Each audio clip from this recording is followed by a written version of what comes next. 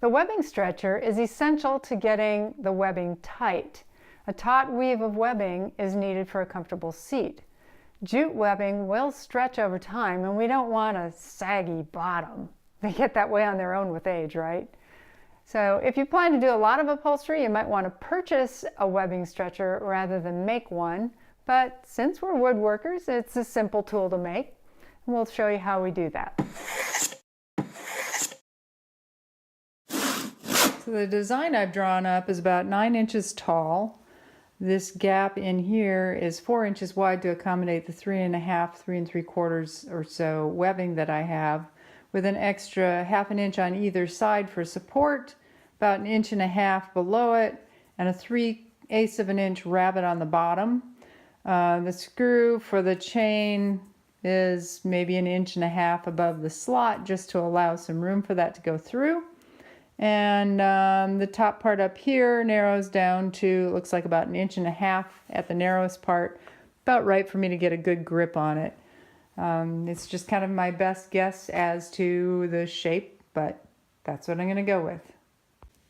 I have a piece of maple here that's about 1 inch thick. I probably want it to be about 3/4 in the end, so this will be fine. It's just a scrap piece I have. I'm just going to trace around my pattern, and then I'll cut it out on the bandsaw.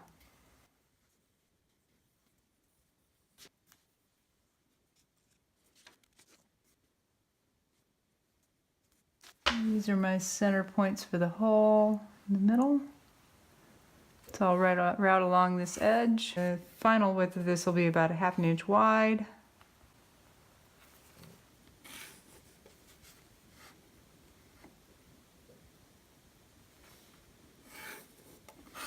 With rounded corners.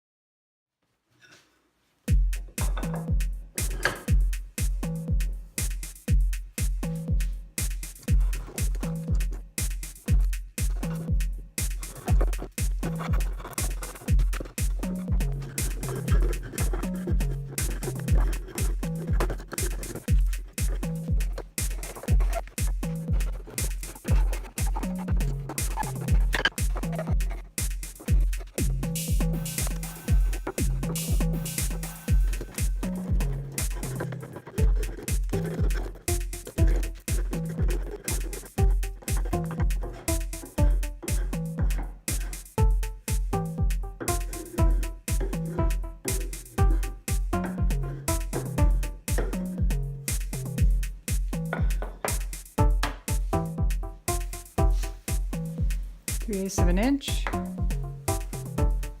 This is 7/8 of an inch, so I'll cut it down to like 3/8 down.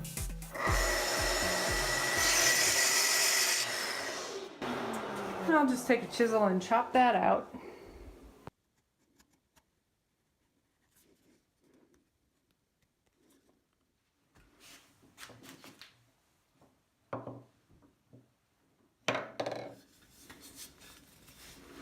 So basically when I use this, this will be the away from me side.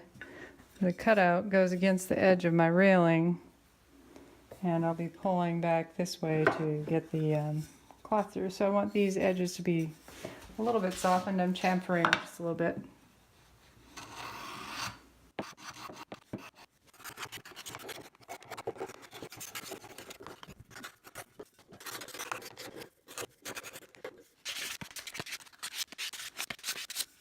For the dowel part, I want it to be, this is a 1/2 inch oak dowel, that'll work just fine. I'll just taper off the ends a little bit. It needs to be wider than my hole that I haven't put in yet. I want to make it pretty much the same width.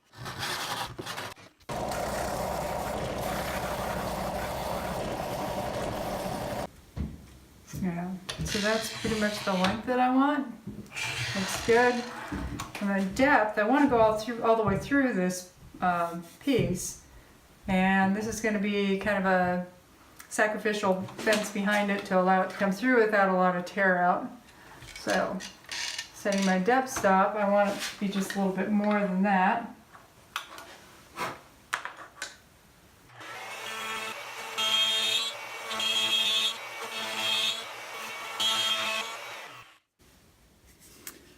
So the dowel will go onto the back side of this and fit into this slot.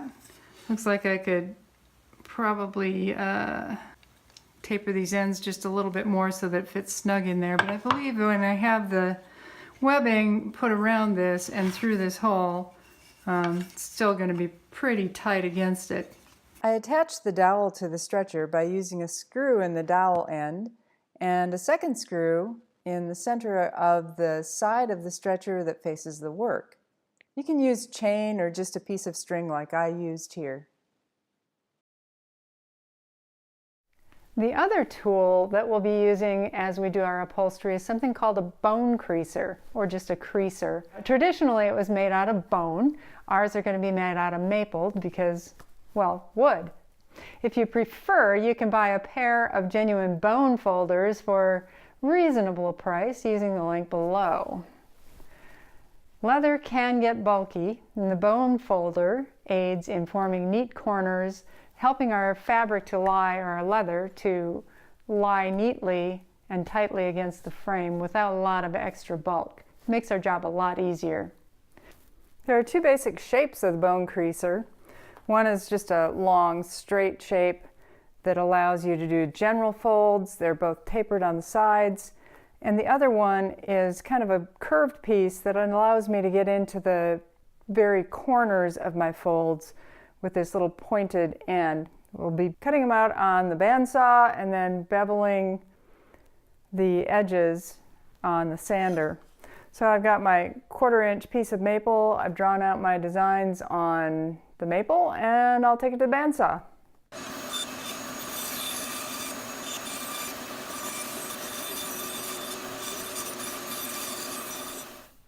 These two bandsaw shapes are just really rough in general.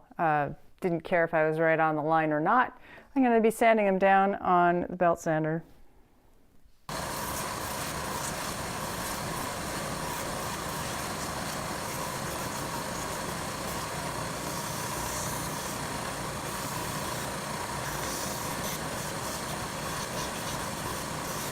Now that I have a general shape laid out on the sander here, I can take it to a finer sander and do a little bit of hand sanding, and we'll finish off these shapes to something that's nice smooth edges.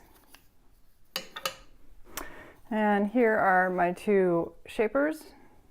I'll sand it off. You can see that it has kind of a nice slim profile on the edge, nothing really sharp or anywhere that's a super hard edge.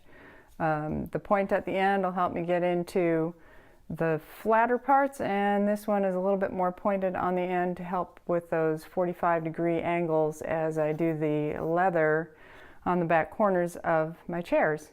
In our next video, we'll go into using these actual tools as we show you how we do the upholstery for our slip seats.